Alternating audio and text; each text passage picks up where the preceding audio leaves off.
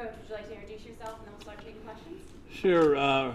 Rob Ryan here, my sister. And actually, she's no relation, but she's awesome. And anyway, just happy to be here. And only reason I left pro football, I've been there the last 25 years. It's well documented. This is the first time in long time that I've been in college football.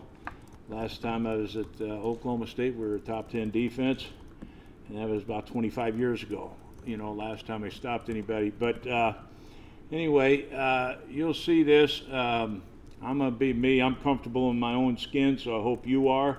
I enjoy people. It's a people business, and I had my first taste. We were in a team meeting yesterday, and to see the young faces looking back, it was refreshing and it was exciting. And obviously here I'm joining the best coaching staff in the country. Lincoln Riley is right there with McVay. They're the best offensive coaches, best guys in the country. I don't care what what league it is or whatever it is. That's just the truth. And I've been around some pretty good ones. I've been around Bill Belichick. I've been around Al Davis. I've been around Sean Payton, all these guys. These are the best offensive coaches in the country. So obviously when to come to a place, if I'm going to leave pro football, I'm going to come to a college. I want to win a national championship. And so I want to make sure I chose USC. It's the right place to be. And so, I chose Lincoln. I've been a big admirer of his, with kind of hard not to like a guy. He's got all these Heisman Trophy winners, So, and then Danton Lynn, we go back. Rex and Allen are like best buddies, and me and Danton coached together at two places, Buffalo and Baltimore. We were number one in run defense when I was there with Danton. So. Anyway, I moved on from there. But anyway, let's open it up, and everybody just whatever. I don't hear great, so you may have to speak up or whatever. All right, we'll start with Keely. Hi, Coach. Hey. Keely York, Hey. reporter here at USC Athletics. You mentioned, the relationships and between Lynn and your brother. How far back does that go, and how much did that influence you to come to USC? 100% it influenced me. He brought it up to me, and I'm like, you're out of your mind. But then, but I got to thinking about it, and he kept selling it, and he sold some of the players here and things like that. And this is a young Mike Tomlin. Way I look at him, he's Danton's sharp as he can be. He's a wonderful person. He's a great teacher, and so my son is on the staff. I'm teaching him like. My father, clear nepotism, man. He hired me and Rex to coach with the Cardinals. We have been college coaches. Complete nepotism, absolutely. Well, once you get there, you got to do the job. I mean, both of us coached in the league 25 years. I think we were decent coaches. I'm just going to say we were probably some of the best that ever coached, but we needed a chance. I'm not bragging, I'm just telling the truth. But, and I want to do the same for my son. So, to have them a chance to be around the best young coaches, these coaches are, I call them young because they're young compared to me, and so it's an opportunity. It's awesome. And the truth about USC now, when I was coaching the great Willie McGinnis, we were winning 2 Super Bowls together, Belichick's first 2. Willie always had USC gear on. He always repped USC, and there's not a guy that loved his school more than Willie McGinnis. Now, I'm looking over there on the thing. I'm assuming the building's named, the stadium's named after him, something. I don't know, because he was the best. No one reps their school more than he does. And, he's long, gorgeous, tough guy. God, he was one of the smartest guys I ever coached. But, he always repped USC. I'm like, man, dude, what's up with this? And then I get Isaiah Palmau last 3 years in Vegas, and I see this kid. We don't even draft him. The kid's super talented, and just like in USC, all you had to do was put him on the field. He'd make a play. I'm like, man, I kind of like this kid. Then I met his wife, who also was in theater, I guess, at USC, and I'm like, man, he's a match made in heaven. Both of them are gorgeous people. They're smart. They love their school. He played football. She was in, whatever that great we call that arts building. And it's like they met each other. So you got the best academics, you got the best football, and you got he ends up meeting his mate. I'm like, man, this is a spot to be. It's a spot to be. So anyway, so I mean, it's a match made in heaven. And Rex and Anthony Lynn, not D. Lynn, Anthony, his dad, they go way back. And the only way Rex could get Anthony, he wanted to, hey, you're assistant head coach. He's given all those titles. That's a great title, by the way. But anyway, he's like, hey, you can do this, you can do that, and I'm going to pay you $1 billion. Well, Anthony was still kind of balking at him. Like the Jets never had a quarterback until Sanchez. All right, so they're like, well, oh, by the way, I'm going to hire your son so you can tell your wife that you turned, him down and your son. So that's where Danton got his first start, was under Rex. So that made A-Lin come with him. So rest is kind of history, but there you go, a little brief history. Ryan Abraham, USCFootball.com. You said you haven't coached in college for quite a while. To get indoctrinated by going out on the road and talking to 17-year-old high school kids, like how was that first experience? Like you haven't done that, something like that in quite a while. Well, I was with Henny, who's like, I mean, that's Pete Carroll. Like that guy's he's got energy. He's unbelievable. Everybody loves him. He walks in the building. He's like, oh, Henny. Like he's the man, so it was pretty easy. No, they did not trust me on going out by myself. I would have probably broke every rule. No, I wouldn't have. Maybe a few of them. But it was awesome to be around him. And then, I think I'm kind of used to like seeing a player, know what he looks like, and when you see a face that you're used to looking at, it's like, oh, I want that kid, So I saw a couple of those on the road, and I'm like, all right, this will be pretty cool, And then I got back here, and I got you looking at these young kids, he's 170 pounds. Can you project this is where it's going to be a little different. So, I'm still kind of getting used to that, but it's a people business. So back when I was coaching at Tennessee State 110 years ago, I used to sign a lot of kids. So I'll be okay. I'll be good at it for sure. Hey, Coach, Connor Morissette with USCFootball.com. So the linebacker room, you got Eric Gentry coming back and a lot of young guys around him. What's your evaluation of the room that you've inherited? Well, I love him. I'm excited. Like the Gentry, he's a tall guy. He's big. He's done everything this school has asked of him this year. Like he's been in the weight room. Those guys do an amazing job. He's got the diet going. He's built his body up. The guy's been fantastic, and he does the unnatural natural. Like I love this kid. This kid makes more plays. My God, I'm like, this guy's going to be fun to work with, and he's got these vines for arms. I do great with those guys with the long arms, Vrabel, McGinnis. Like this guy's going to be hitting people. The biggest thing is he's going to hit them before they hit him, and get used to that. And I can help, a kid as talented as he is, he reminds me of the honey badger. Just stick him anywhere, that kid will make a play. Like that, it is fun. It's going to be fun coaching him. I just met him briefly, and he's a good-looking kid. So it's like it's going to be a lot of fun with him, and really excited about Dez. Dez plays the way I like. He plays violently. I know maybe that's not a great word. I'm not allowed to say he'll dent a helmet, but he's going to hit people, and I enjoy players like that. Cerebral guys like Sean Lee. My rookie Cole Holcomb led everybody, and nobody knew who he was. He led all rookies in tackles when there was 4 first-round picks, and Cole Holcomb, he was better than all of them. But we're going to make these guys great and greater than they want to be.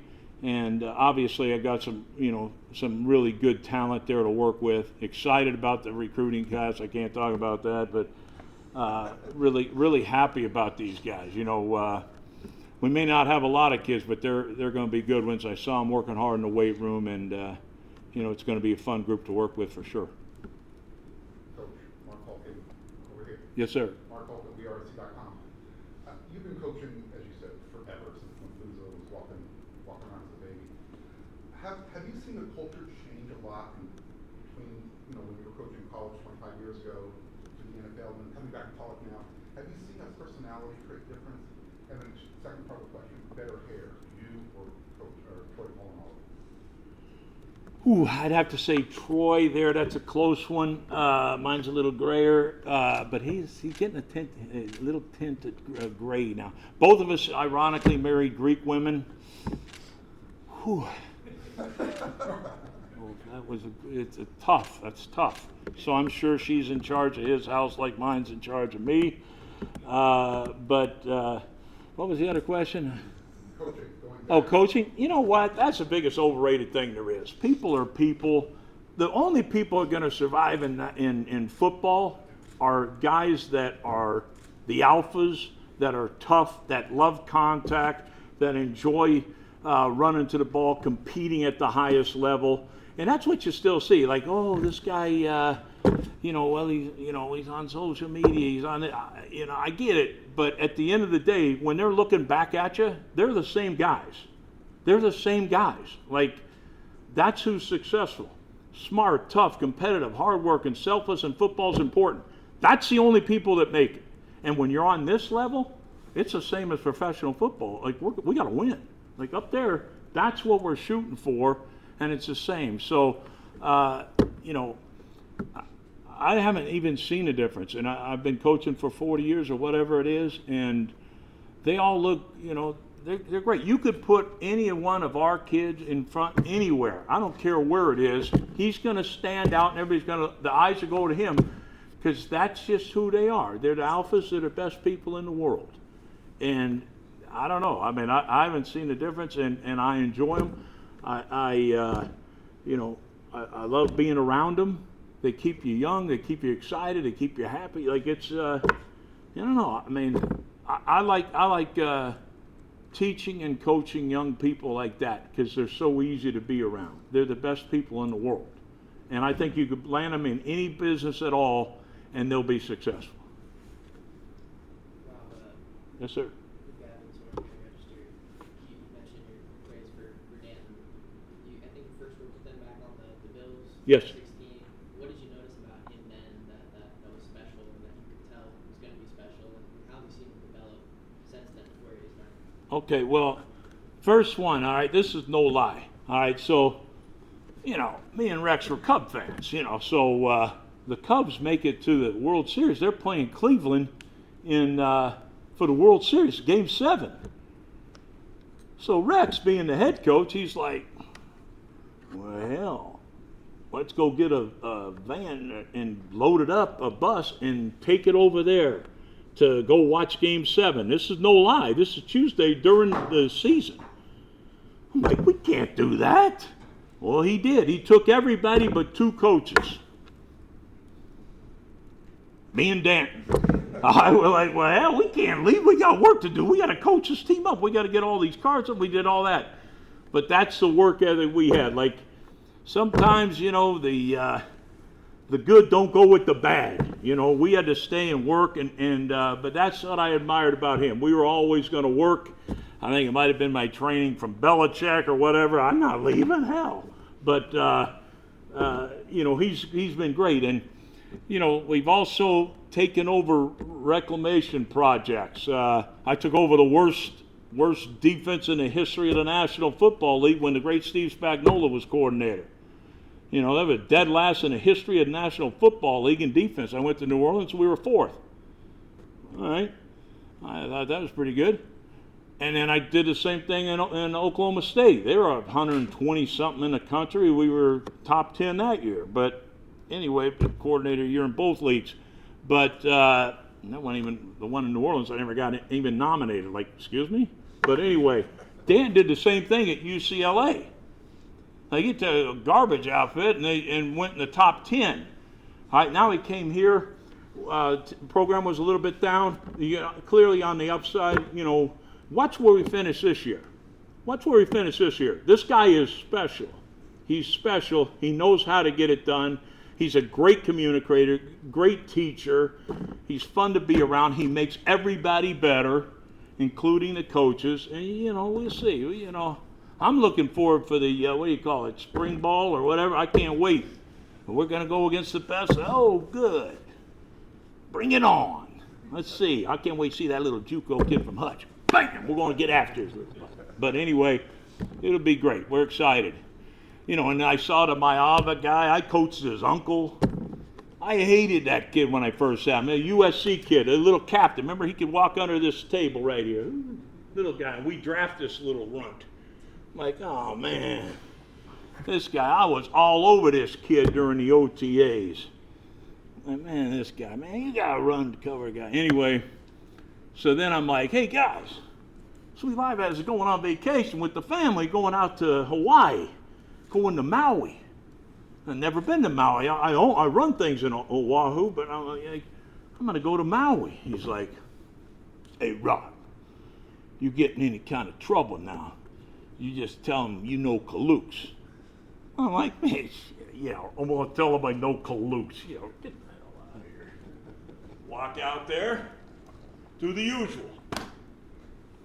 Got me and the wife there. Oh, we're going to have a romantic evening. Go out there. No rent-a-car. What do you mean? You never called for the rent-a-car? I told you she's Greek. I'm like, yeah, they must have lost it. So, of course, I forgot to call. Now they're out of cars. I'm in Maui. I got no car. So what do? I know Kalooks. I got a car. Oh, you know Kalooks? Swear to God, hand to God, true story. I got a van. I'm like, yeah, Kalooks, my man. Anyway, I ended up loving the kid. He was, oh man, is he mean as a rattlesnake. And there was a reason why that kid was captain with all those first round draft choices. I love that guy. Ended up, looks can be deceiving. All right, we have time for one more. Sorry. Threw that one off track there. How about, I figured Luka, you might, join the Lakers now. I mean, I thought you might have a question, No? Okay. What else we got? Ryan Young, Trojansports.com. When did you first think that returning to college was ever a possibility for you? When the USC contact started, how long did it take you to kind of get on board with that kind of idea? Danton brought it up, and, right at the end of the season, obviously, with AP leaving, that was, he had brought it up earlier, and then I was thinking about it, and then AP gets fired, and people don't know, like, me and Mark Davis are really close. All right, me and almost all these great coaches, like Pete Carroll went there. I mean, he's a great football coach. I was comfortable in my own skin. I know I could have stayed and all that. But that wasn't the deal. What I wanted to do was, I'm 62 years old. I've been taking care of myself for a long time, but I wanted to give my son a chance to be around the great program, and so that enticed me. And then to hear about the way Danton spoke about this place, about Lincoln, about these players on this team, like that safety is sweet, man. I see him now. I'd be bragging on him even more than Danton does, but it got me excited. And then when I came up, I brought my son up. I went and talked to Lincoln and Dave Emmerich, and I'm like, and these people are legit. Like, I can't say no to these. Like, this is going to be great. And, so, I mean, I'd like to say I asked my wife's opinion, but I'm like, man, I'm going to USC.